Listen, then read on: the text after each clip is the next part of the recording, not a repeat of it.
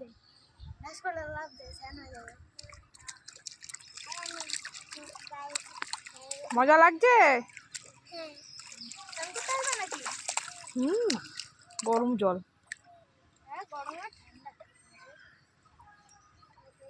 ও, এই তুই আবার স্নান করবি নাকি? নেমে পড়। তারপর আবার বাথরুমে গিয়ে স্নান করবি। তুই আগে তুই স্নান করবি কেন তাহলে? দেখি কি আগে কতগুলো ছিটাতে করে।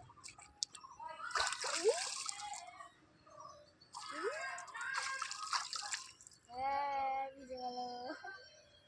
মিষ্টি ভিজে যাচ্ছে। এই তুই ভিজে যাচ্ছিস তো, স্লিপ কিন্তু না।